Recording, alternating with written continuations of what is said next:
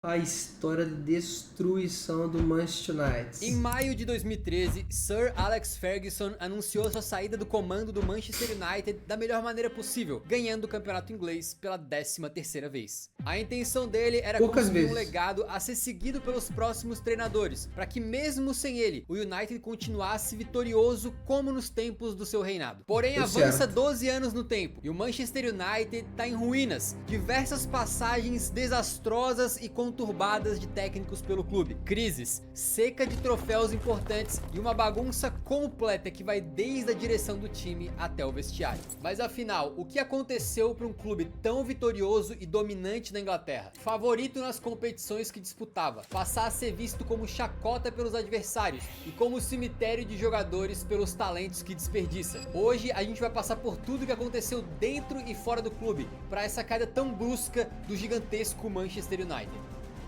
Esse E time a lembra gente muito não o vai nosso jogar a bucha Inter. inteira em cima de jogadores e treinadores. No United, o buraco é bem mais em É cima. foda.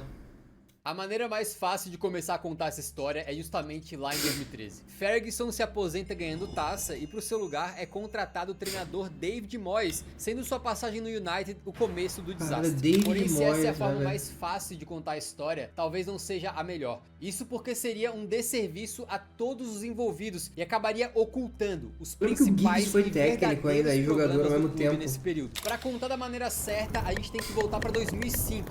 Quando tudo começou por causa de um cavalo, e eu não tô brincando. Um bom tempo atrás, o Ué. Alex Ferguson se interessou por criar cavalos para eles serem explorados ali em corridas, e um dos seus melhores era o Rock of Gibraltar, alazão que ganhava competições e tudo mais. O Ferguson gostava de ganhar até com cavalos, doideira. Acontece que esse cavalo Foda. pertencia à dupla John Manier e JP McManus, empresários irlandeses muito poderosos e que em determinado momento tinham uma amizade com o Ferguson, adquirindo também cada vez mais e mais ações dentro do próprio Manchester United. O problema é que em certo momento começou a haver uma disputa sobre quem de fato era o dono do cavalo, o Sir Alex ou a dupla, e assim eles entraram numa batalha judicial que levou também os empresários a tentarem até demitir o Ferguson do comando do Manchester United. Depois de um período de brigas, a força do técnico escocês acabou se demonstrando maior, e assim essa dupla irlandesa resolveu pular Aqui já fora. ficou claro, galera.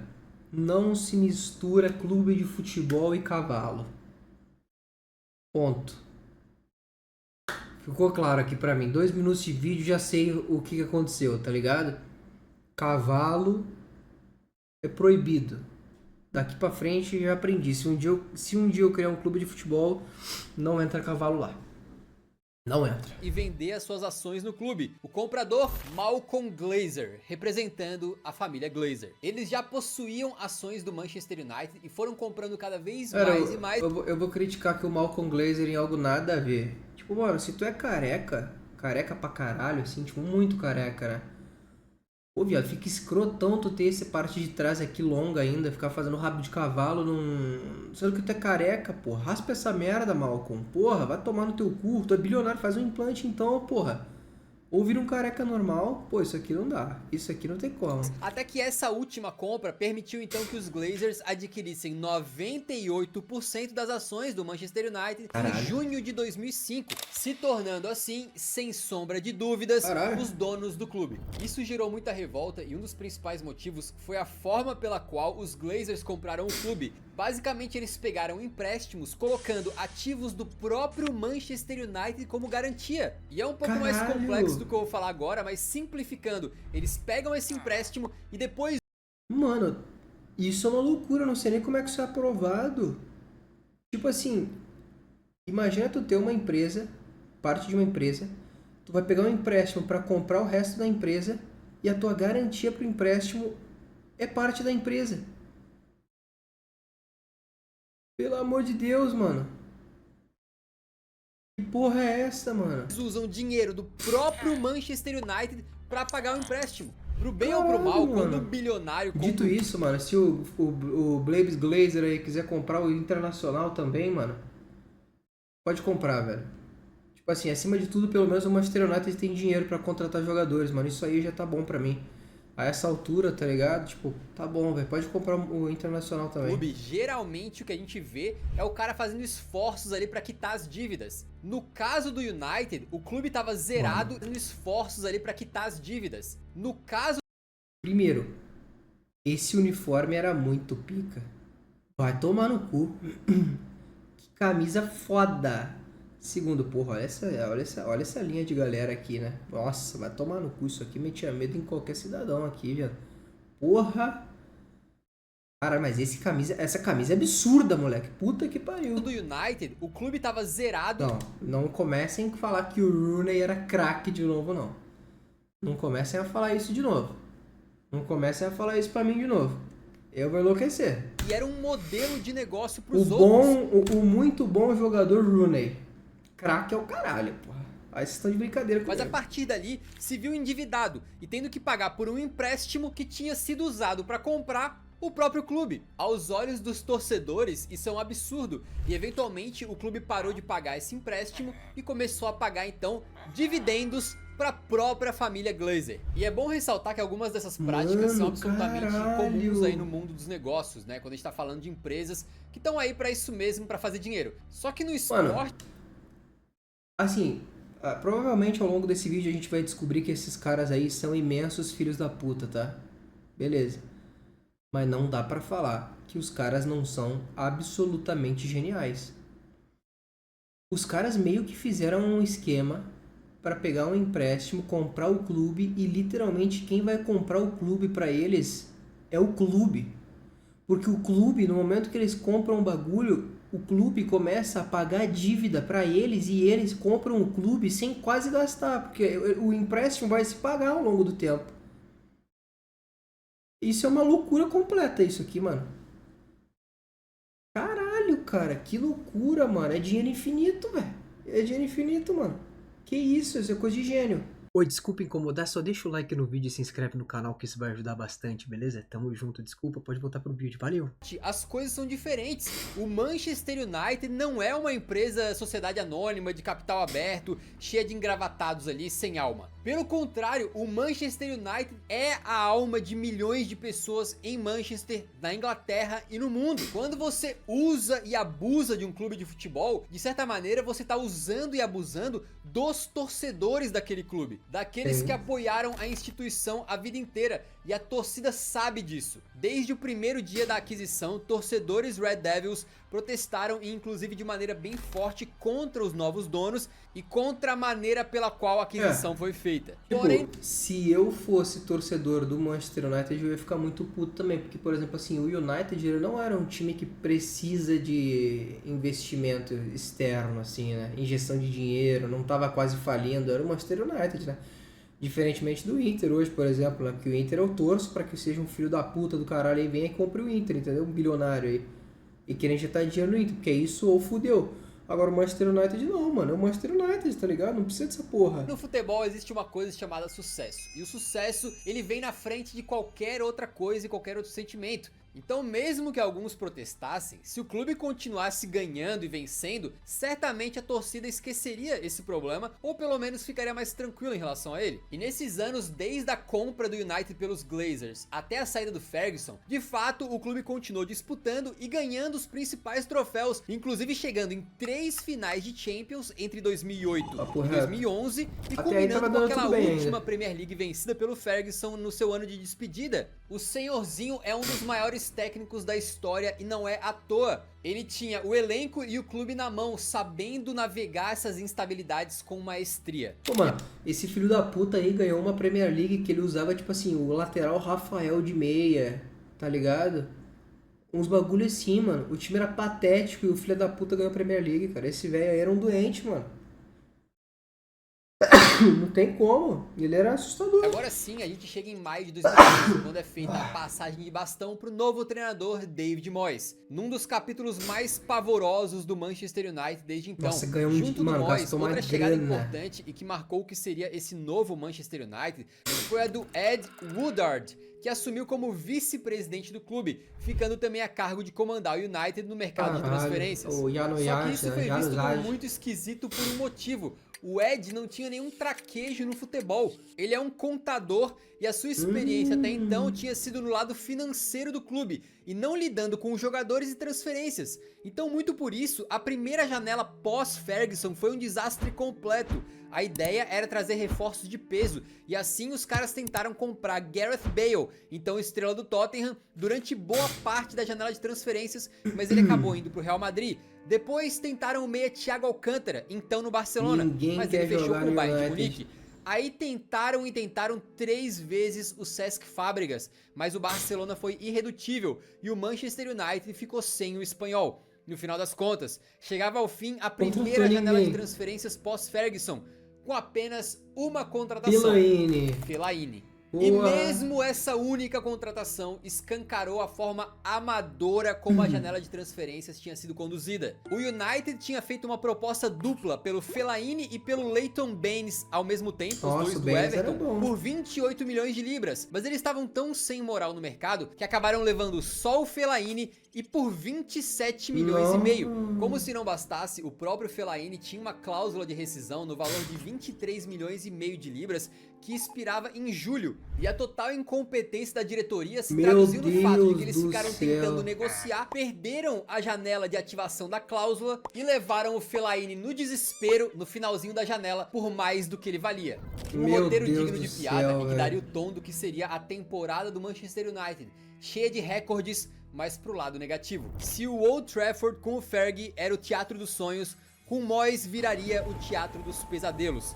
Na Premier League, eles perderam dentro e fora de casa pro rival Liverpool, tomando 3-0 em pleno Old Trafford. Também tomaram a dobradinha pro rival City, 4-1 fora de casa e outro 3-0 em casa, digno de uma peça de tragédia. Também no Teatro dos Sonhos, o Manchester United perdeu pro West Bromwich, algo que não acontecia desde 1978. E o Moyes ainda conseguiu a façanha de perder os 2 jogos contra o seu ex-time, o Everton. Com o detalhe de que foi a primeira vitória dos Toffees em Old Trafford em 21 anos. O David Moyes tinha passado mais de uma década no comando do Everton, tentando vencer o Manchester United na casa deles. E agora ele tinha conseguido, mas como técnico do próprio Manchester United. O experimento David Moyes foi um fracasso. Eu já falei aqui, tá ligado? Vou te falar, mano.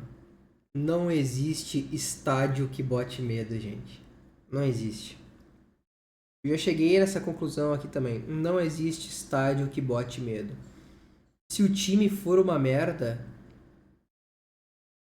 a torcida vai estar pau mole. E se a torcida tiver pau mole, acabou, cara. Acabou, mano. Se o time for um cu, pelo menos não for um time sanguíneo. Porque às vezes o time é ruim, tá ligado? Às vezes o time é ruim, mas pelo menos é sanguíneo. Aí a torcida pode dar uma empurrada, fazer um milagre, tá ligado? Começa o jogo, tu vê o teu time uma bosta, acabou, pô. Vou dar um exemplo pra vocês esse ano, tá? Um exemplo infelizmente triste, parecido com o que estamos vendo no vídeo, né?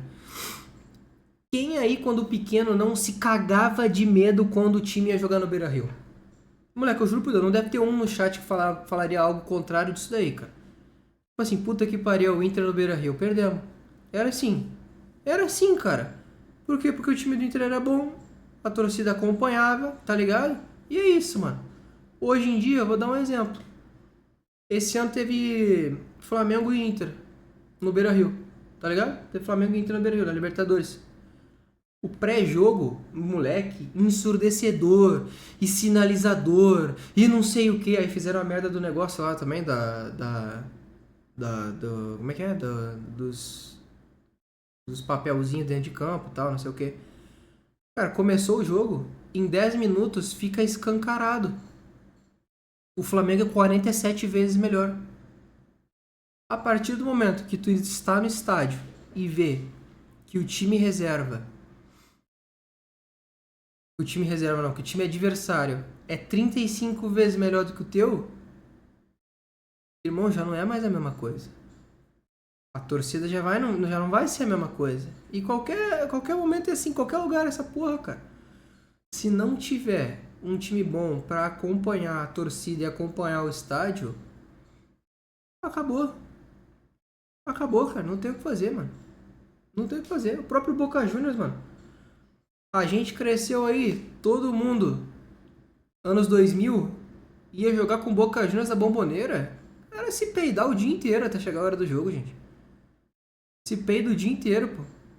Hoje em dia, mano, foda-se. O Inter, mano, o Inter que era uma merda quando o Kudê saiu em 2020, foi pra lá com o Abel, acha?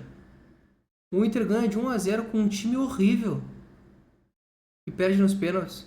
Se tivesse um time minimamente decente, virava o jogo lá na Bomboneira mesmo. Não adianta, cara. Não adianta, mano. Não existe milagre, cara. Não existe.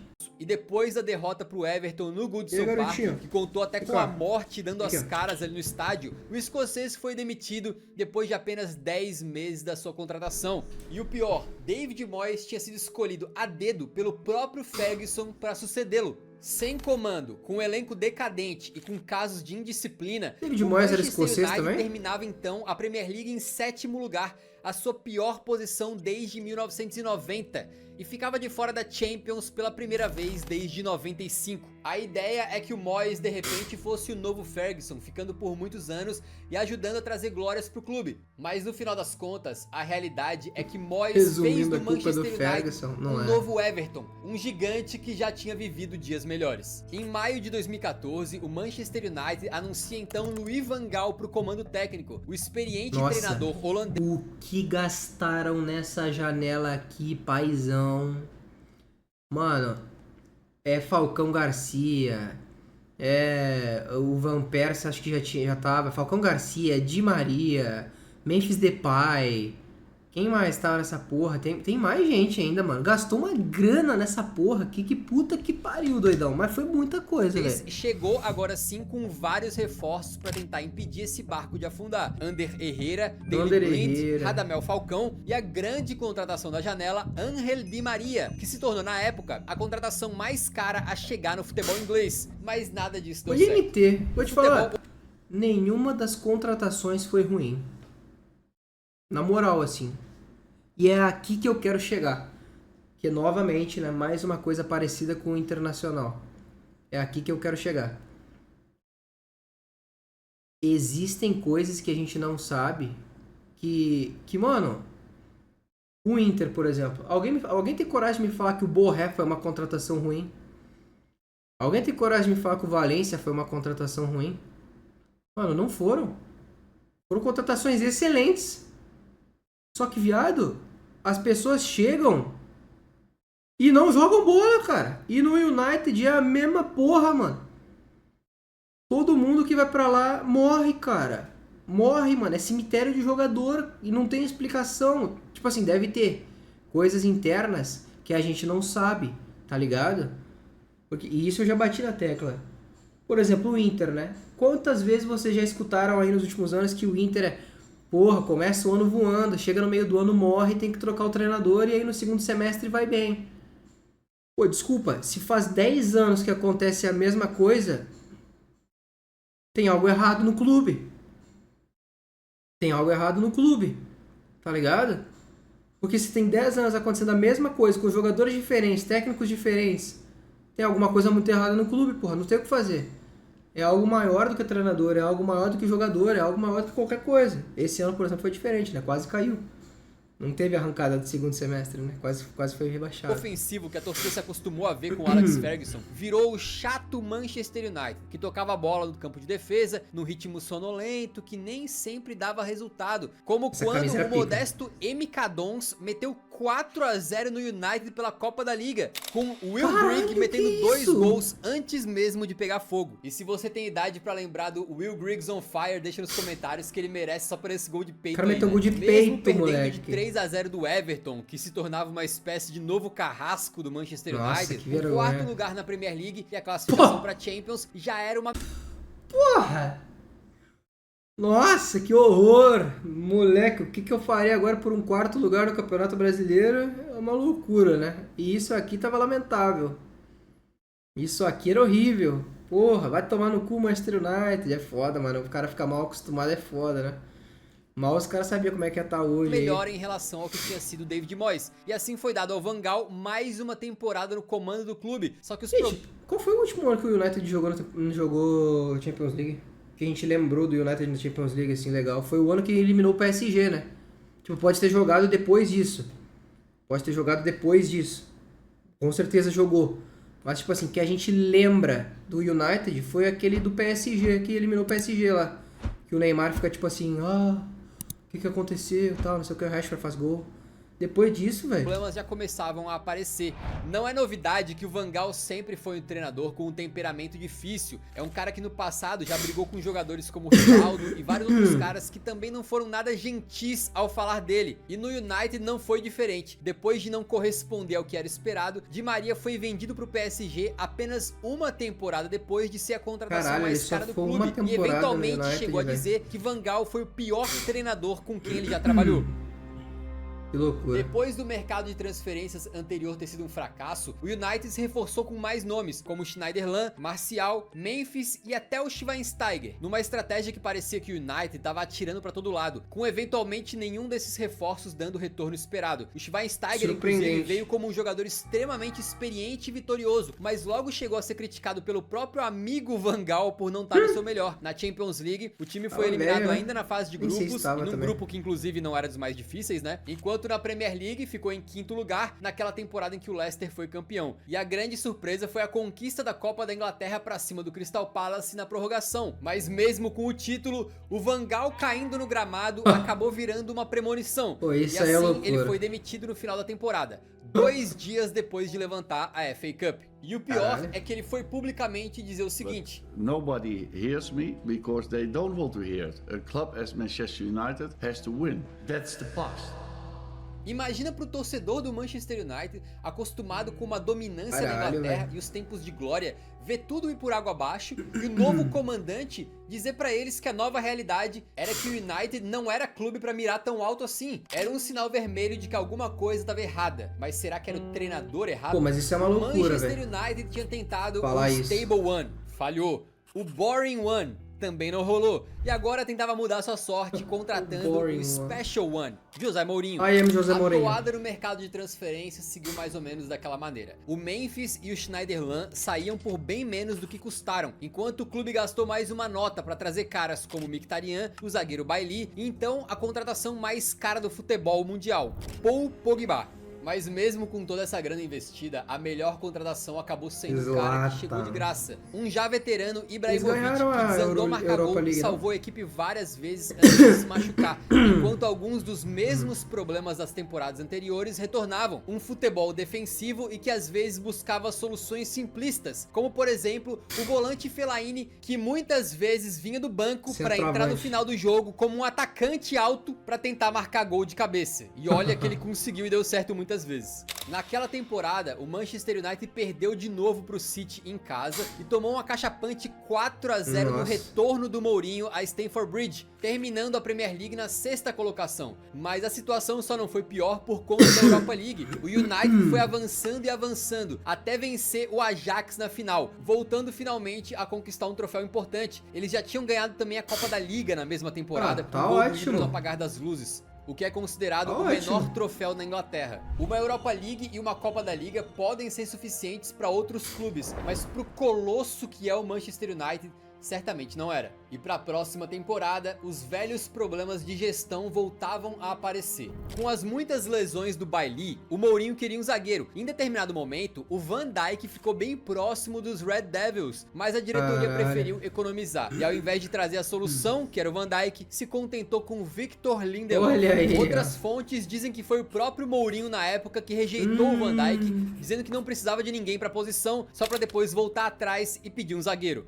No meio da confusão e desse disse-me-disse, obviamente o maior prejudicado foi o próprio Manchester United, que perdeu uma contratação que depois se mostraria ali como um dos melhores defensores da última década. A ideia era de que o Manchester United estava numa situação complicada, afundado em dívidas desde aquela aquisição dos Glazers, e assim tinha que economizar nas contratações. Aparentemente não tinha então grana para um zagueiro top como o Van Dijk, mas tinha para gastar quase 90 milhões de libras no Lukaku e contratar o Alexis Sanchez, tornando ele o jogador mais bem pago da Premier League na época. Caralho. Ou seja, dinheiro o clube tinha, ele só tava sendo severamente mal gasto. E hoje a gente consegue ver mais claramente que esses caras não deram certo no Manchester United, e talvez seja fácil falar, sendo que na época... Cadê o Mourinho lá? Otamendi, Agüero, Kevin De Bruyne. Look where they play. If they play. Porra, essa entrevista é foda. Foram sim grandes contratações e que geraram muita expectativa. Porém, mesmo assim, uma delas é muito emblemática, porque o Alexis Sanchez era um dos melhores jogadores do Arsenal, foi pro Manchester United com pompa, mas chegou a revelar que se arrependeu de assinar com o clube no momento em que ele pisou no CT pela primeira vez. Caralho. Me di cuenta muchas cosas y creo que después del entrenamiento llegué a mi casa y le digo a mi familia y a mi representante, le digo, no se puede hacer tira el contrato para volver al Arsenal. Y se ponen a reír y yo le digo, algo que no me cuadra, algo que no me parece bueno. Imagina como é que não deveria estar o clima dentro do Manchester United se o cara que acabou de chegar para ser o jogador mais bem pago do campeonato foi apresentado com pompa e assim que saiu de lá no seu primeiro dia de trabalho tava com um gosto amargo na boca, com a sensação de que algo errado não tá certo. Na Premier League, o United fez a sua melhor campanha em anos, começando amassando os adversários e terminando na segunda colocação, mas ficando bem atrás do vencedor City, né? Foram 19 pontos. Então chamar de briga pelo título seria um exagero, mesmo que tenha sido aquele City imparável que marcou 100 pontos na tabela. Na Champions League, dessa vez passou da fase de grupos, mas caiu logo nas oitavas pro Sevilha, em mais uma derrota decepcionante em pleno Old Trafford. Se o estádio tinha aquela magia nas grandes decisões, nos grandes jogos com o Sir Alex Ferguson, desde que ele foi embora, essa magia também desapareceu. E pra piorar, novos problemas de relacionamento surgiram. Mourinho e Pogba se desentenderam em um treinamento, em mais uma amostra de como o clima lá dentro estava terrível. E aí o clássico José Mourinho deu as caras. No começo da temporada 18-19, numa derrota de 3-0 pro Tottenham, mais uma vez em pleno Old Trafford, uma 3-0 pro Tottenham é foda também.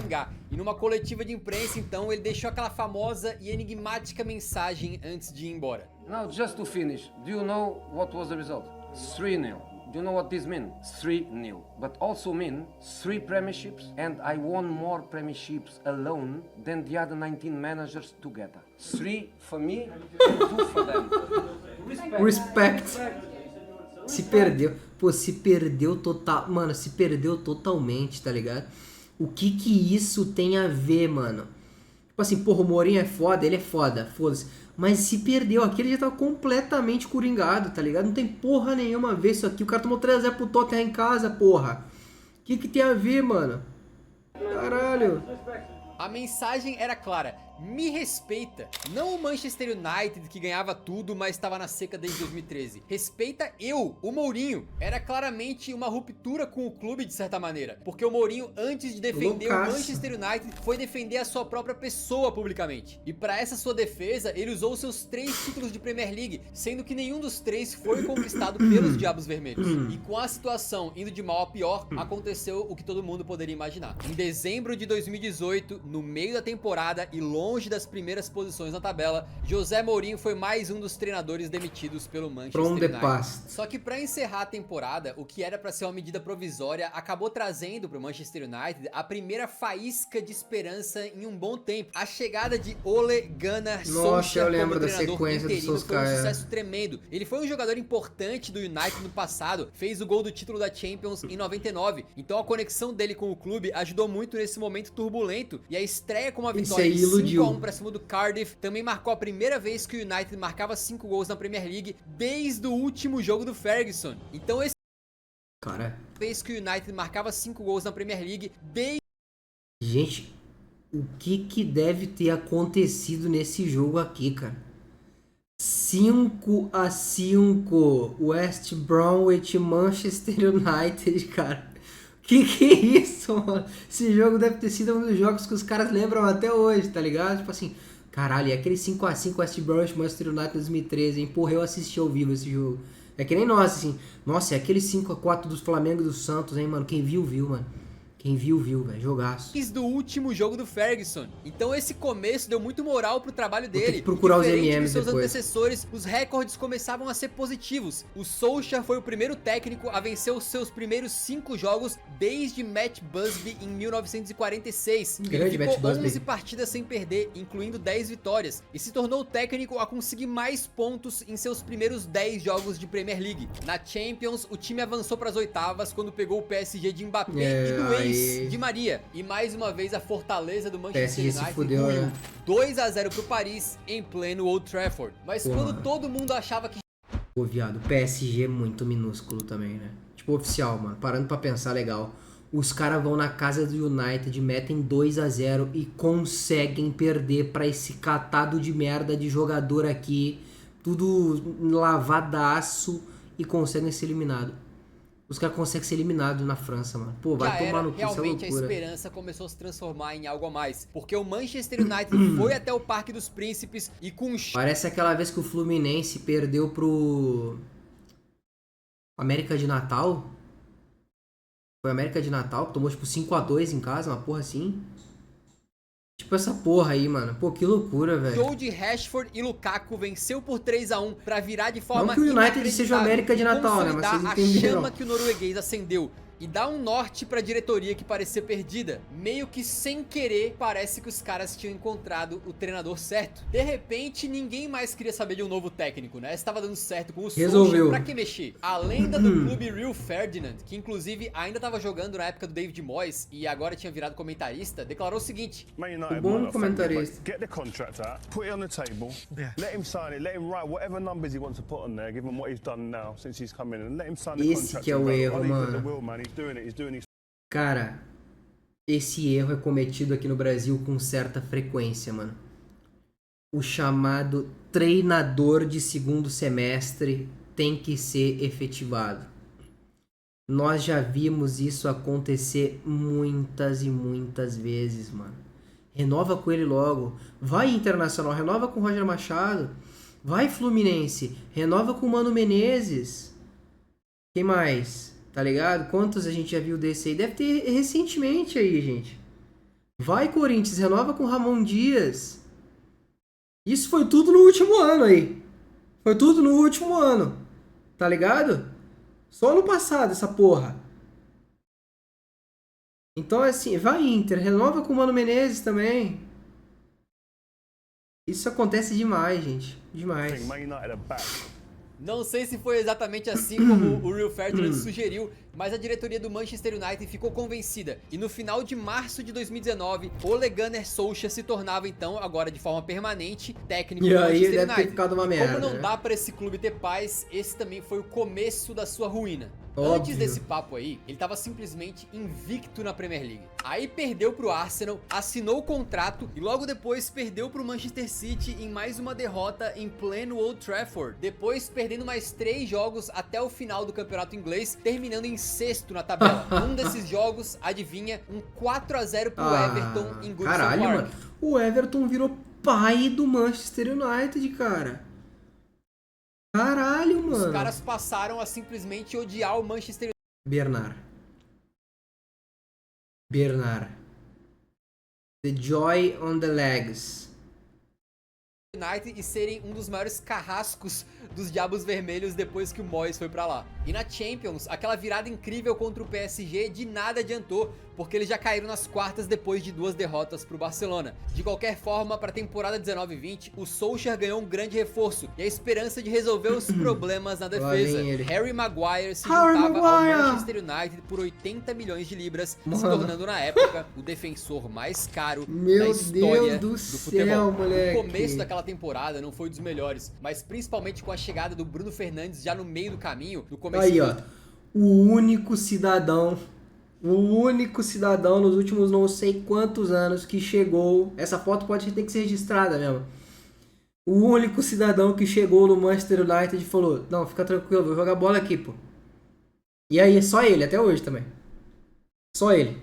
O ótimo jogador da bola, Bruno Fernandes. 2020, o United conseguiu arrancar uma ótima sequência na reta final e terminar o campeonato inglês em O terceiro Noé. lugar. tinha se tornado coisa rara por lá, mas pra temporada 2021, o United tava indo com o mesmo técnico. Então o Solskjaer já tava indo pra sua terceira temporada, ainda que a primeira tenha sido só pela metade. E essa, mais uma vez, foi de altos e baixos. Baixos porque simplesmente ela começa com uma derrota humilhante de 6-1 pro Tottenham. Mais uma vez, em pleno Old Trafford. Tá ficando repetitivo já. E o pior de tudo, tomando gol do Ndombele e do Aurier no mesmo jogo. Pensa. Mas também teve pontos altos, porque se a gente comparar com algumas das temporadas anteriores, o resto até que foi bom. Um segundo lugar na Premier League, mas de novo muitos pontos atrás do líder City, e depois avançando até a final da Europa League, naquela contra o Villarreal, em que o jogo é decidido depois de 22 cobranças alternadas. Literalmente chegou na vez dos goleiros baterem e o De Gea perdeu, né, um azar monumental. Só que se em campo o time apresentava uma evolução, tinha um norte ali, né, fora dele, os donos resolveram jogar todo esse progresso por água abaixo. No começo de 2021, surgem os planos de uma Superliga Europeia, uma competição que causou um rebuliço danado. E adivinha, Joel Glazer, um dos Glazers, né, era simplesmente o vice-presidente dessa iniciativa e um dos que mais insistiram pra ela acontecer. Era mais um sinal de que os donos não tinham nem um pouco de tato pro futebol. Eles estavam completamente alheios a tudo que estava acontecendo. E não à toa, depois de alguns dias de revolta intensa de torcedores por toda a Inglaterra, mas também do Manchester United, é claro, a maior parte dos times pulou fora, a Superliga morreu e os Glazers vieram a público pedir desculpas pra torcida por conta desse papelão. E sabe o pior? No mesmo dia, por coincidência, o Ed Woodard anunciou sua saída do Manchester United ao final do ano. Caralho, esse paizão ainda tava aí, mano. Não teve nada a ver com essa treta da Superliga não, tá? Mas tentando ver um pouco por trás dos panos aí, com certeza isso foi uma cortina de fumaça pros torcedores tirarem o nome dos Glazers da boca. E algumas fontes, inclusive, dizem que o Ed era um dos responsáveis pela Superliga e meio que teve que tomar esse tiro pelos Glazers, né? Inclusive, o presidente da UEFA, o Ceferin, que também não é flor que se cheire, tá? Chegou a chamar publicamente o Woodard de cobra pelo envolvimento dele na Superliga. Imagina você consegue o primeiro momento razoavelmente tranquilo no futebol em anos. Só que aí o dono do clube é simplesmente um dos cabeças por trás de uma das iniciativas mais impopulares do futebol recente. E é chamado de cobra pelo presidente da UEFA. Muita coisa num clube de futebol. E deve ser uma cobra, né? É difícil prosperar num ambiente como esse. Na sua última janela de transferências, então, o Woodard acaba decidindo fazer o contrário da primeira lá, em que ele não conseguiu contratar quase ninguém, né? Ele gastou muito dinheiro trazendo o Jadon Sancho como uma das grandes contratações da janela, o Varane pra resolver o problema da zaga. Pô, vamos lá, a análise, vamos lá. Por mais que fosse bom, nunca me encantou, tá? Não achei que fosse ser uma potência. Porra, era gênio no Borussia, era gênio. Mas não sei, algo me dizia que não, tá ligado? Talvez, sei lá, algo me dizia que não... Talvez pelo que aconteceu com o Dembélé antes, eu pensava, pô, vai ser o próximo Dembélé aí. Mas também, né, o Dembélé foi bola de ouro depois, né? Mas assim, logo depois dele sair do Borussia, jogou porra nenhuma. O Sancho como uma das grandes contratações da janela, o Varane pra... Essa aqui foi NT pra caralho. Essa aqui foi NT pra caralho, pô, Varane. Varane foi NT, pô. Contratar o Varane pra jogar na zaga, tá ligado? NT pra caralho. Resolveu o problema da zaga e a grande surpresa, Cristiano Ronaldo. E aqui também, né, mano? Aqui é o 8 ou 80, né? E a gente já falou sobre isso em outras vezes, né? Varane pra resolver o problema da zaga e a grande surpresa, Cristiano... Tu trazer esse cidadão aqui, primeiro, foi barato. Ídolo do clube, Cristiano Ronaldo. NT pra caralho, né? Mas, muito se diz, né? Muito se diz por aí que o Cristiano Ronaldo, ele torna ambientes difíceis, né? Difíceis. Já tem essa primeira coisa, né? Dito isso, eu me lembro que essa temporada ele ainda resolveu vários jogos importantes pro Manchester United, tá? Ele carregou o Manchester United na Champions League, que eu me lembro, era só ele que fazia gol. Se não era ele, ninguém fazia porra nenhuma, tá ligado? Era só ele. E eu me lembro que teve esse negócio, como o Luiz falou, né? Ele perdeu um filho, né? Tipo, ele perdeu o bebê, alguma coisa assim. Nessa temporada, eu acho. Em algum momento, nessa volta dele, ele perdeu o bebê, mano. E, porra, isso aí deve ter acabado com ele, né, cara? Tipo, porra, não tem como não acabar, né? Eu me lembro que aplaudiam ele nos estádios, tipo, logo quando aconteceu, teve um jogo logo depois, que ele foi aplaudido, eu não me lembro contra quem foi no outro jogo, tipo, foi um jogo fora de casa, né? E aplaudiram ele, não sei o que, cantaram pra ele, alguma porra assim, tá ligado? Pô, eu achei isso muito foda, tá ligado? Tipo, um bagulho absurdamente pica. Pô, foi muito foda uma parada dessa, muito absurdo. Cristiano Ronaldo voltando pro clube onde ele era. E aí, mas foi o que eu falei, né? Tipo assim, o ambiente com o Cristiano Ronaldo, muitas pessoas falam, e eu imagino, né? E conhecendo aí o que conhecemos do cidadão, que fácil não é, né? Fácil não é. A gente sabe que fácil não é, mano. Porque ele deve ser um grandíssimo ego de aço. Não tem como falar o contrário. Ele é ego de aço e não tem como falar que não é. Porque é pra caralho. No papel, e na época, uma excelente janela. Jogadores de altíssimo nível. Olhando só os nomes assim, era pra ficar muito empolgado. Mas como a gente já viveu o futuro dessa história, a gente sabe que deu errado. Isso porque o começo da temporada 21-22 foi pavoroso. Na Champions, uma derrota pro Young Boys. E na Premier League, o fantasma do David Moyes atacava novamente. O United perdia em casa pro Aston Villa. E aí depois tomava uma goleada monumental de 5-0 pro maior rival, o Liverpool, em pleno Old Trafford. Depois enfrenta o City e toma 2-0 de novo em casa. E aí é que vem uma derrota de 4-1 pro Watford, que foi a gota d'água. Não teve jeito. O fogo do Solskjaer tinha sido extinguido há muito tempo. E se ele tava no volante, parece que o carro do Manchester United tava novamente a caminho do muro. Até o Rio Ferdinand, que tinha defendido que o United pagasse qualquer coisa pra ele permanecer como técnico, se voltou contra o Solskjaer e pediu a sua demissão. E assim, o norueguês foi mais um demitido do comando técnico do United. A partir dali, o Manchester United tem um interlúdio, uma pausa, digamos assim, porque o clube fechou com o Erik ten Hag pra assumir o comando, né? Porém, ele só chegaria no final da temporada. Então até lá, ele permaneceria no Ajax e o United teria que buscar um técnico interino. O escolhido foi Ralf Rangnick. E a ideia era que ele, um experiente treinador... Mais um, né? O Ten Hag, né? Mais um que a galera pensou, porra, pegou um cara bom agora, né? Agora vai, pô. O maluco vai ajeitar aí o Manchester United, vai ajeitar a casa, pô, não tem jeito.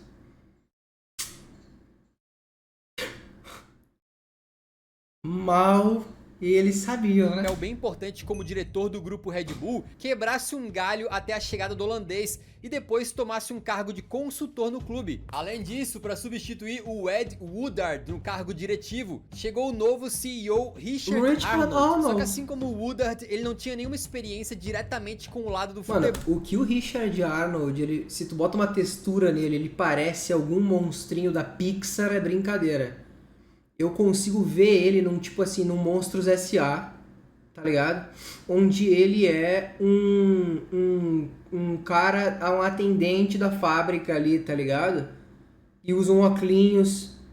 Porra, consigo ver facilmente, mano. Facilmente. Era um cara que trabalhava na parte comercial do clube. Então a ideia até que parecia fazer sentido. O Ralf Rangnick chegava como um cara experiente pra lidar com a questão do mercado e da montagem de elenco, enquanto esse Arnold focava mais na parte burocrática. Parecia um bom caminho a se seguir. Perfeito. Quando chegou, o Rangnick não poupou palavras pra falar sobre a situação do clube naquele momento. Você não precisa de óculos pra ver e analisar onde estão os problemas, mas como a gente resolve eles. Não é o bastante fazer pequenas correções cosméticas. Na medicina, se chama isso de cirurgia de peito aberto.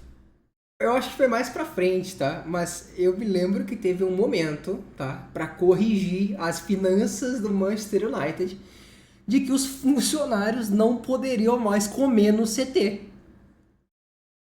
Tipo assim, os funcionários não poderiam mais comer no CT do Manchester United, somente os jogadores pra cortar gastos. Pô, mano, cacete, tá ligado, cara? É inacreditável uma porra dessa, mano. Deixando mano. Bastante claro que pra mudar teria que ser uma mudança radical e que as pessoas do andar de cima do Manchester United teriam que querer e aprovar essas mudanças. Essa frase, mas acho que foi mais recente, da cirurgia de peito aberto, acabou se tornando uma espécie de profecia. Poucas palavras que resumem uma situação bem complexa, com muitos até hoje se lembrando desse pedaço de sabedoria soltado aí pelo Rangnick. Porém, no Manchester United, essa cirurgia de peito aberto jamais aconteceu. Os cuidados resultados foram no máximo paliativos. Eliminados nas oitavas da Champions e caindo bem cedo nas Copas Nacionais, o elenco aparentemente estava rachado. O time, uma bagunça. Surpreendente. O Rangnick não conseguiu pôr em prática o seu estilo de pressão intensa pelo qual era conhecido. Isso gerou um final de temporada extremamente amargo e com mais humilhações. 4-1 pro City. 4-0 pro Liverpool. Bom, com todo respeito, porra. Tu vê... Não, mas eu vou ter que falar aqui, com toda a minha experiência no futebol aqui, né, gente? Porra, um time com elenco rachado. Um deles é o Cristiano Ronaldo. O Bruno Fernandes também tem um ego, tá ligado? Vários caras com ego. Tinha o Pogba ainda, acho que nessa época aqui, se tu duvidar. Tu vai botar porra de Rangnick nesse vestiário, velho? Pô, vai tomar no cu, cara. Isso aqui era caso pra Abel Braga gringo. Não sei quem é o Abel Braga deles, né? Mas era um negócio pra chegar alguém, botar o pau na mesa lá e falar, vai tomar no cu todos vocês, tá ligado? Pô, vai tomar no cu, mano. Como é que o cara vai controlar essa porra desse vestiário? Não vai controlar nunca. Ninguém nem sabe quem é esse paizão aí, cara.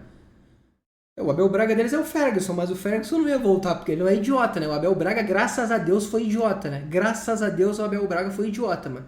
E eu agradeço todos os dias da vida dele fazer isso. Mas não é burro. E um 4-0 pro Brighton, que foi a pá de cal pra detonar Ralph, demitido com o time na 6ª colocação da Premier League. E sabe aquela futura posição de colocação, tá ótimo, que ele iria assumir? Isso aí foi completamente esquecido. E o clube ficou sem alguém experiente nessa área pra dar as dicas pra própria diretoria, que tava mais uma vez perdida. Sem a cirurgia de peito aberto, o United ainda respirava mais coitado do Bruno Fernandes, Depois de uma era extremamente vitoriosa no Ajax, com direito àquela famosa campanha na Champions, derrotando o Real Madrid e tudo mais, o Erik ten Hag chegava com bastante pompa. Ele chegou pra resolver. Se a estratégia até ali era de nomes mais consolidados, experientes, ou que tinham uma conexão com o clube, a chegada do Ten Hag foi uma quebra desse padrão, na busca por um treinador promissor da nova geração, um cara moderno que pudesse finalmente levar o clube pro futuro. Agora e de fato, vai, o Ten Hag levou o clube pra algum lugar. Mas a puta que pariu. Isso porque ele conseguiu superar os seus antecessores e perdeu os 2 primeiros jogos da temporada, incluindo um 4-0 tomado pro Brentford, que foi tão ruim que ele cortou a folga dos jogadores e fez eles correrem 13 km no treinamento. A curto prazo, isso funcionou. Puta, mano, o foda é que aqui, tipo, mano, jogador de futebol, galera, é um dos bichos mais mimados da história da humanidade. Isso aqui que era pra ser uma punição, isso aqui já deve ter cagado tudo já. Isso aqui já deve ter mandado pro caralho. Ah, vocês perderam, vocês me fuderam, vai correr 13 km hoje. Já foi. Já perdeu o vestiário já era. Já foi, tá ligado? Já foi, mano. Com vitórias do time pra cima do Liverpool e do Arsenal, mas um 6-3 tomado pro Manchester City deixou evidente que muita coisa ainda tinha que ser resolvida. E se a disciplina poderia ser um ponto forte, nem todo mundo achava a mesma coisa. O Cristiano Ronaldo estava bastante insatisfeito de ser muitas vezes banco da equipe e chegou a externar o seu problema com o treinador em uma entrevista que ele deu logo antes da Copa do Mundo de 2022, dizendo que não respeitava. Aqui foi onde o Painaldo também começou a se perder, né? A partir do momento que ele deu a primeira entrevista pro cidadão lá, que eu esqueci o nome de novo, que vocês com certeza vão saber, né? A primeira de muitas entrevistas para esse cidadão aí, onde entrevista, Piers Morgan, entrevista após entrevista, o Cristiano Ronaldo só piora a situação dele. É impressionante, cara. Não ter alguém, não ter um brother pra falar, para de dar entrevista, é uma loucura.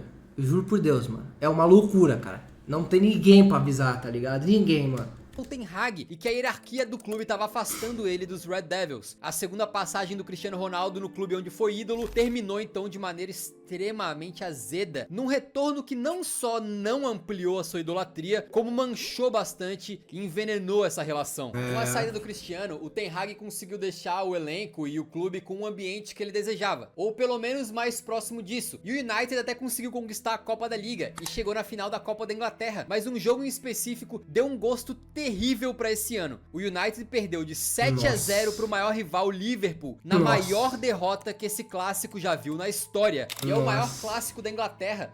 Pensa o Grêmio perdendo de 7-0 pro Inter. Porra, tu não tem noção de o quanto eu penso isso, meu velho. Tá ligado? Infelizmente nunca vai acontecer. Seria o dia mais feliz da minha vida se tu duvidar, tá ligado? Não teria como ter algo melhor do que isso, irmão. Tá ligado?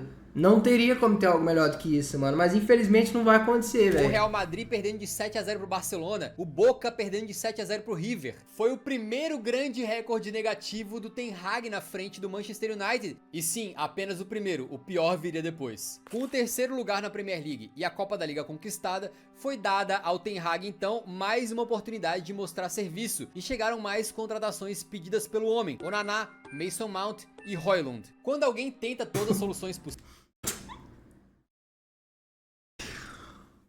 Meu Deus do céu, olha essas contratações também, gente.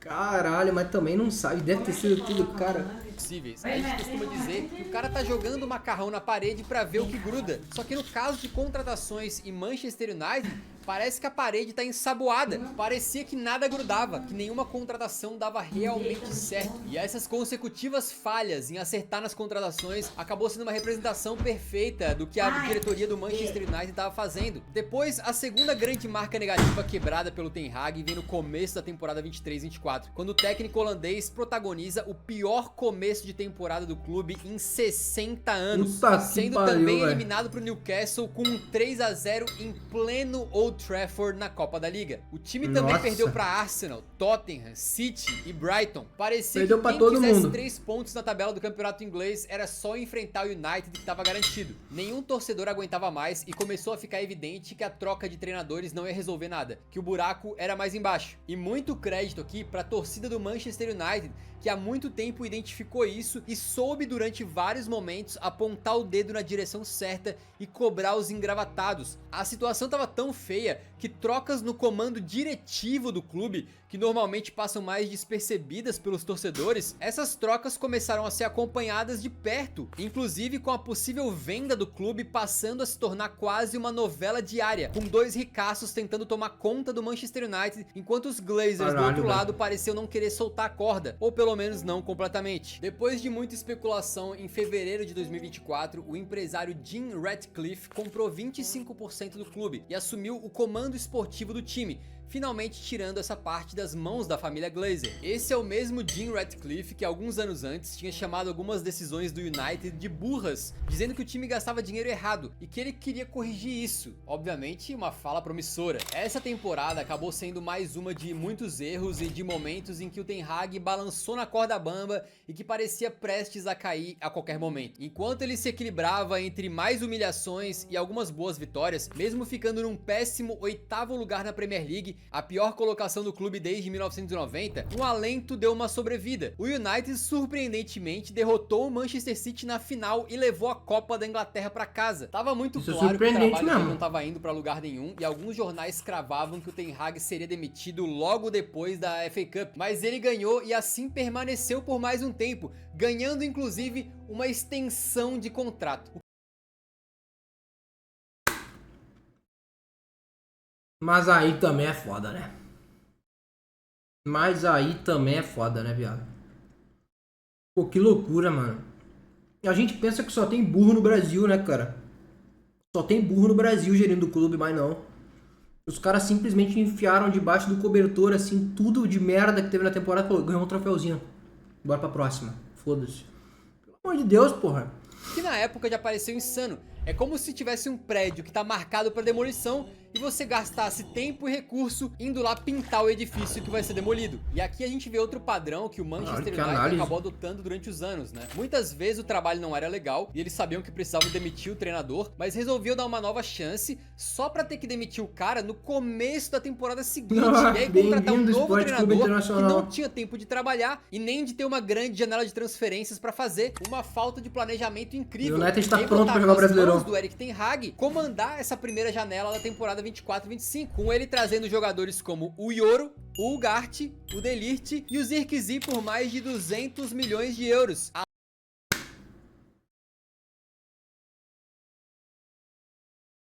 Moleque. Que loucura, mano. Que loucura, viado.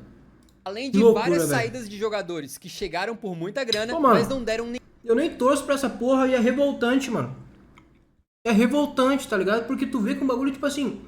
Por exemplo, o Inter, né? O Inter não tem dinheiro. O Inter não tem dinheiro pra ficar contratando. Os caras têm, mano. Os caras têm dinheiro, mano. Tá ligado?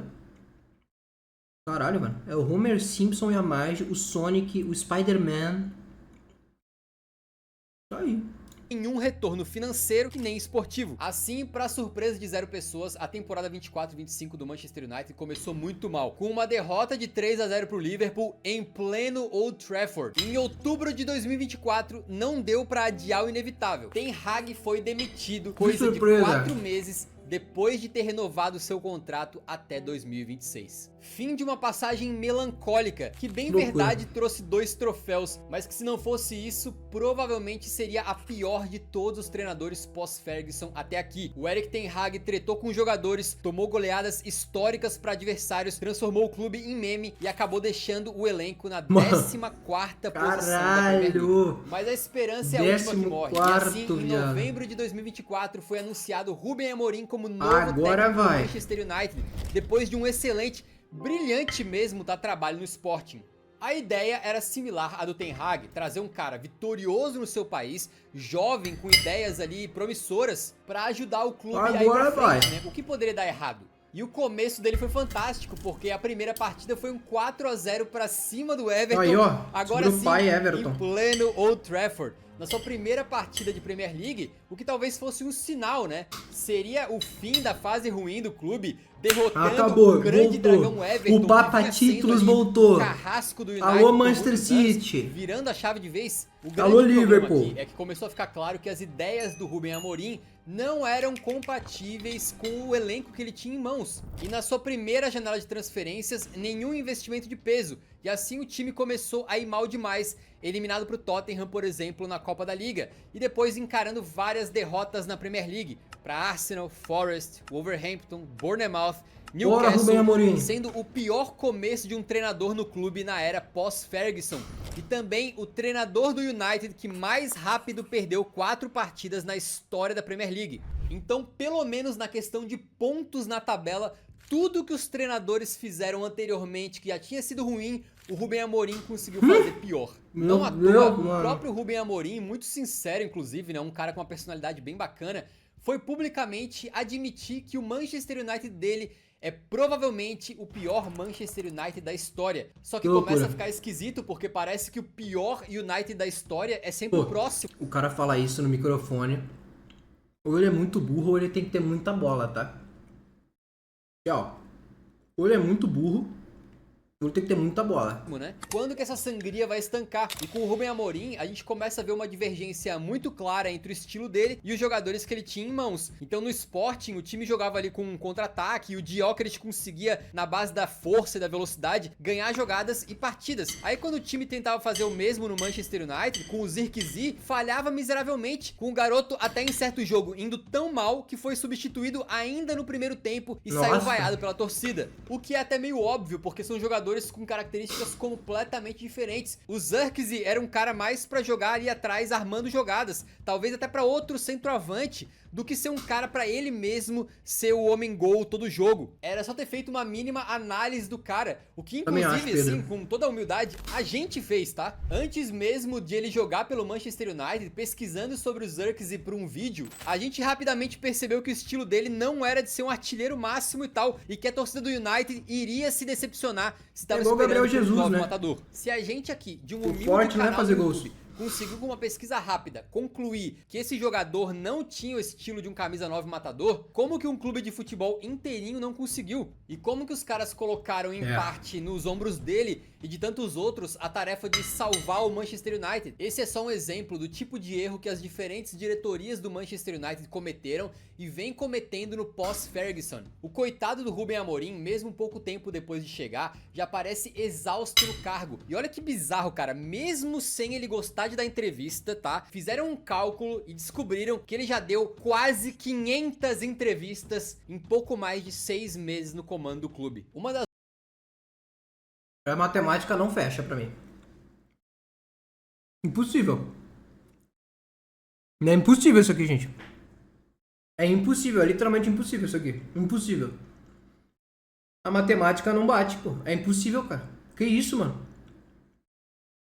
Até em casa o cara tá o dia inteiro no telefone da entrevista, porque é impossível isso aqui. As últimas entrevistas que ele deu, aparentemente bastante cansado, gerou um burburinho, porque ele disse que pode não continuar para a próxima temporada se não conseguir trocar a cultura dentro do clube. Isso é David Jones, 7 entrevistas por dia ou mais. Passaram no Manchester United, disseram coisas semelhantes, com palavras diferentes. Parece que nada realmente mudou. Porém, mais uma vez, no meio de tanto caos ali, destruição, o United conseguiu se reerguer pelo menos em uma competição. Foi na Europa League, quando fez uma campanha invicta na fase de liga, para depois derrotar a Real Sociedade às oitavas com 4-1 em Old Trafford. Depois, contra o Lyon nas quartas, tem um jogo maluco e heróico para virar para 5-4 em cima dos caras, também no Teatro dos Sonhos, com gol nos acréscimos da prorrogação. Nas semis, um jogo que poderia ser duro contra o Atlético em um Bilbao, acabou sendo um passeio de 3-0, para depois o jogo de volta ser ainda melhor, com outra goleada em pleno Old Trafford. Aí chegou a grande final da... Pô, final contra o Tottenham, galera. Aqui é campeão, porra. É impossível perder. Impossível, não perde nunca. Europa League. E a possibilidade não só de levantar uma taça, como de uma classificação meio que mágica e inesperada para Champions. Afinal, através da Premier League, essa classificação estava impossível de acontecer. Só que ao invés de ser um momento de união e de festa, essa classificação para a final acabou gerando mais polêmicas. Isso porque o novo chefe, o Jim Ratcliffe, acabou resolvendo cortar custos e não dar ingressos para alguns funcionários do United se locomoverem até Bilbao e irem lá assistir o jogo, assistir a final. Ao invés disso, oferecendo algo como um ticket alimentar para os caras assistirem o jogo.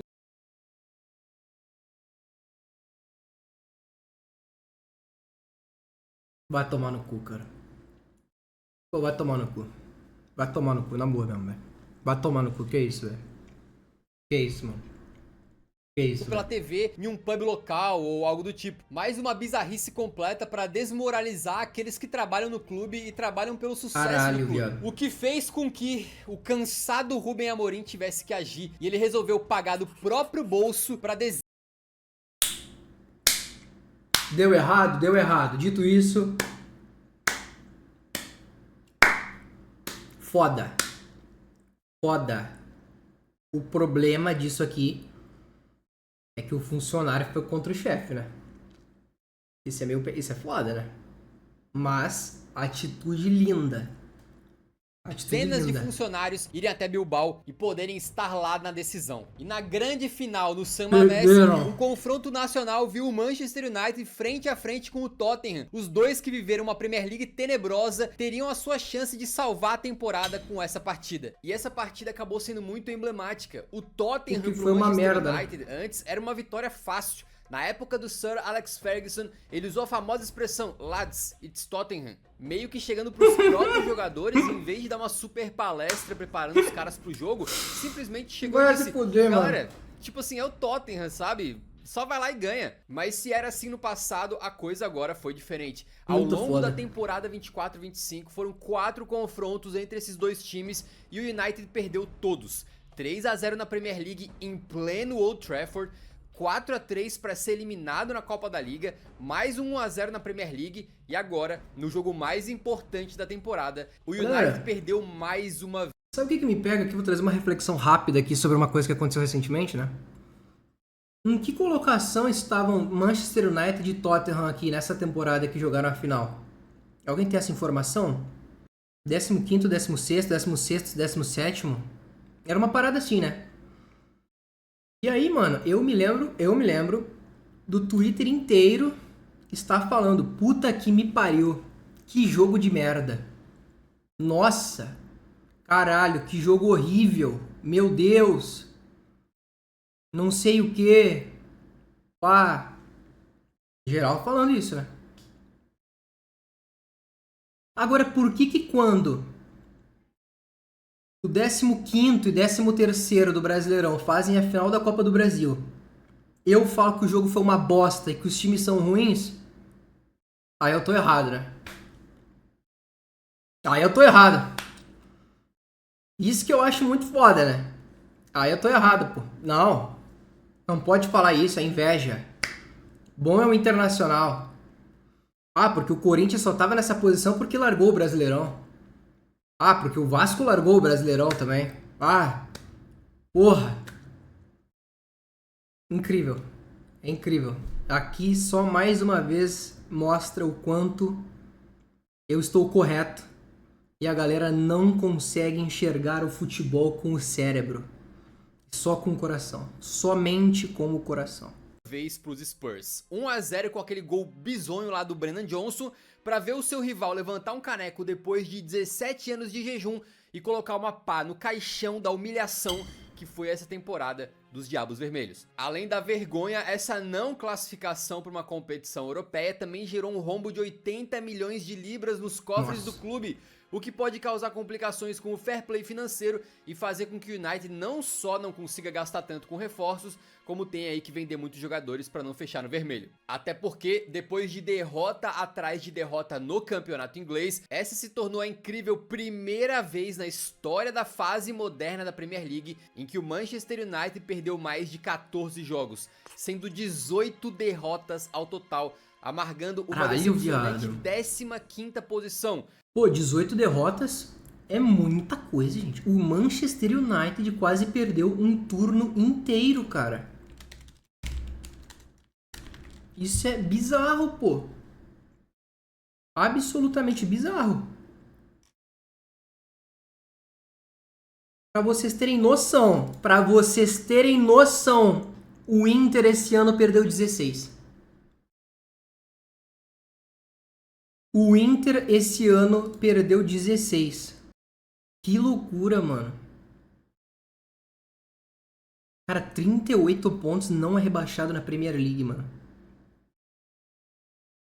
38 pontos não é rebaixado na Premier League, cara. Cacete, velho. Isso são rodadas, velho. Isso são rodadas.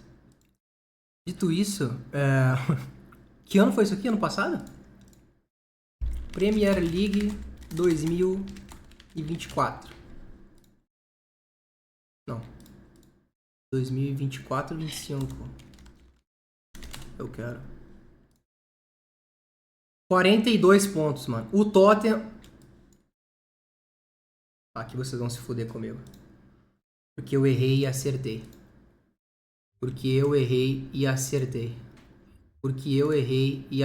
Meu Deus do céu, se fechou meu Opera. Que legal, mano. Crashou. Pra não fechar no vermelho. Até porque eu errei e acertei, beleza? E vocês vão ver aqui agora, ó. 38 pontos. Não é rebaixado na Premier League, galera. Era partidas? Era partidas. Dito isso, 38 pontos. Dito isso, com 26 o cara não era rebaixado, né? Porra, esses três aqui, eles estavam de brincadeira também nessa temporada, né, mano? Pelo amor de Deus. Aí também é loucura, né? Dá um F5 aí. Cara, você acha que eu tô editando coisas, seus filha da puta? Porra, caralho. É live da verdade, porra. Porque depois de derrota atrás de derrota no campeonato inglês, essa se tornou a incrível primeira vez na história da fase moderna da Premier League em que o Manchester United perdeu mais de 14 jogos, sendo 18 derrotas ao total, amargando uma decepcionante 15ª posição, a pior desde a temporada. O Vasco perdeu 19 jogos esse ano, quando o United foi rebaixado. Para vocês terem uma ideia como o clube mudou completamente depois do Ferguson, o Manchester United já perdeu mais partidas desde que ele saiu do comando do que durante todo o seu período de quase 30 anos no clube. Com o Ferguson foram 810 jogos e 114 derrotas, e desde que ele se aposentou, o United jogou 460 jogos, um pouco mais da metade, e já teve 120 derrotas. Com Alex Ferguson, o United chegou como um foguete às 20 conquistas de campeonato inglês e ultrapassou o Liverpool para se tornar o maior campeão isolado da Inglaterra. Agora, depois de terminar na sua pior posição em mais de 50 anos, viu ainda por cima o Liverpool ser campeão, igualar os 20 títulos e tá muito bem colocado para tentar passar o United. Eu acho que não, sobrinha. No final das contas, eu espero que tenha dado para entender que, por mais que alguns tenham tomado decisões erradas e treinado mal o Alex Ferguson é muito subestimado. Mano, pô, com todo respeito, por quem? quem que subestima o Alex Ferguson? Todo mundo fala que ele é foda pra caralho, porra. No papo de maior da história? Pô, eu não acho. Se tu perguntar, acho que pra qualquer ser humano aí, top 5 maiores técnicos da história, acho que todo mundo vai citar o Ferguson, pô. A culpa de tudo isso não é só dos treinadores. Longe disso, tá?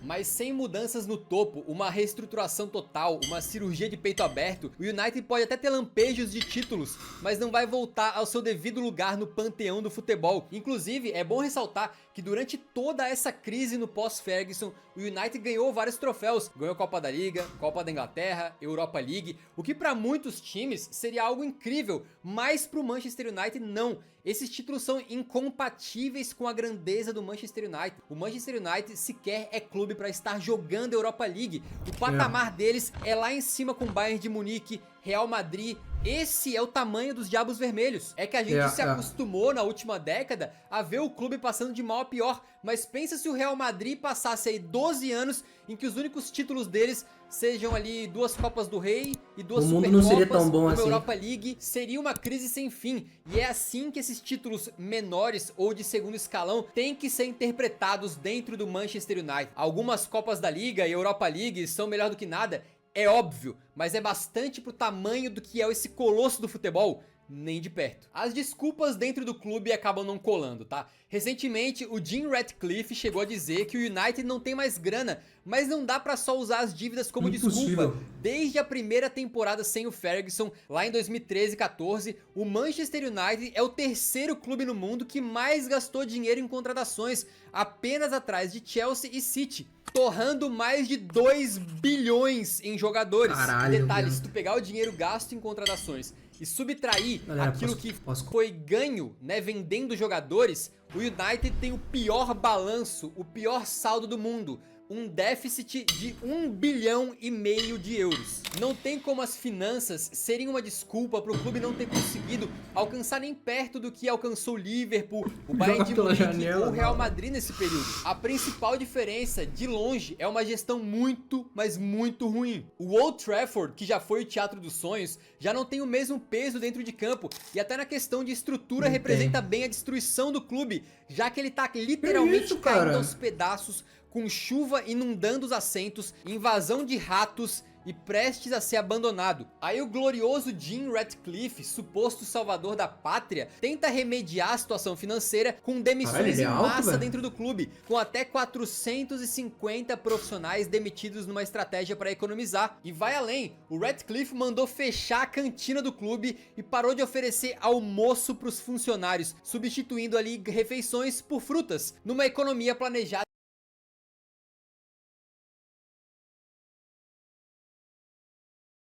Moleque, eu me lembro que no dia que fez isso aí, saiu uma notícia no Twitter. No dia eu já falei, gente, isso aqui é inacreditável. Isso aqui é inacreditável, gente. É inacreditável, mano. E os caras não poderem almoçar no clube é uma loucura, doidão. Uma loucura, velho. Na boa. De 1 milhão de libras. Isso aí, se não deixa você indignado, eu não sei o que vai deixar. É um absurdo, né? Por menos de 1/20 1 milhão do que de o clube libras, paga mano. Uma porrada de jogador mediano, eles vão literalmente tirar a Vou te falar, aqui faltou os jogadores serem Rubem Amorim, tá? Deixa eu falar, pô, juro por Deus, mano, é inacreditável, mano. Os jogadores não falar, tipo assim, porra, tira proporcional do salário de todo mundo aqui até chegar a 1 milhão de libras. Pra mim é inaceitável, juro por Deus, mano. Pra mim é inaceitável. Oficial.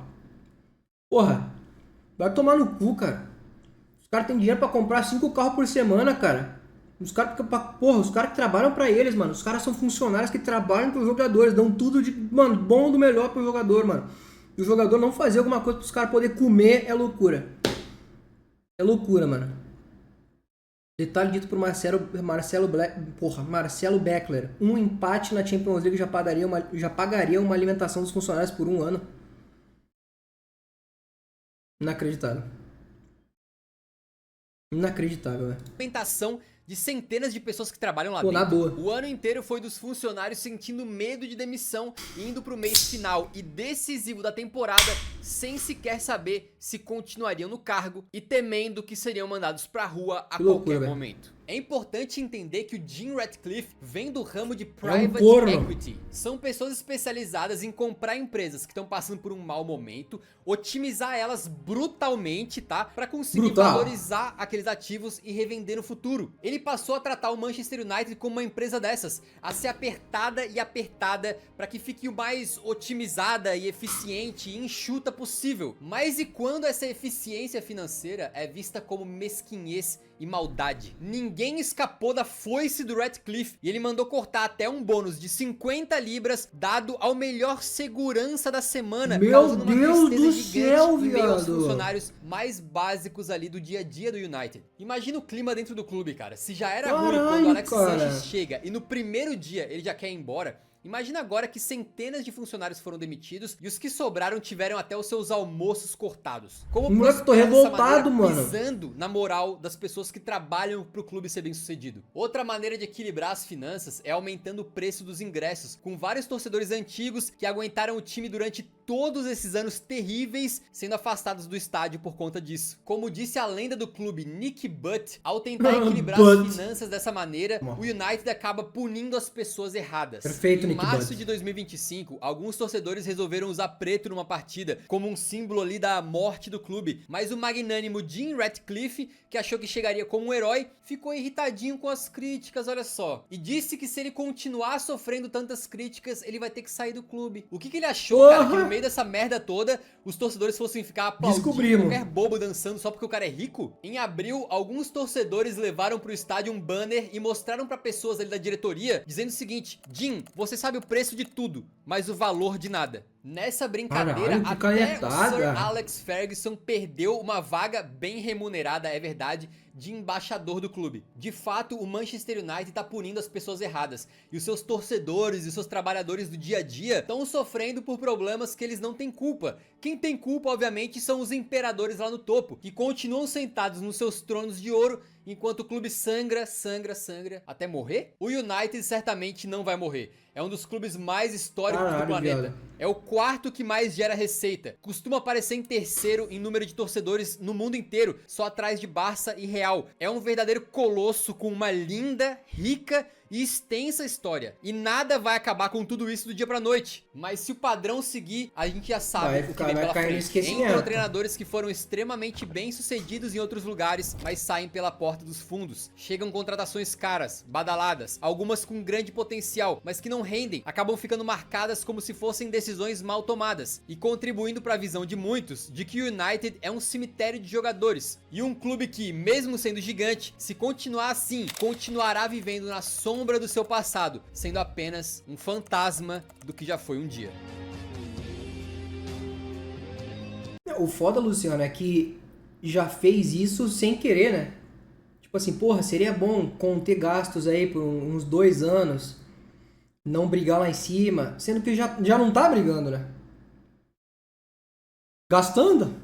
Se não gastar, vai morrer, né? Vai ser rebaixado do jeito que tá.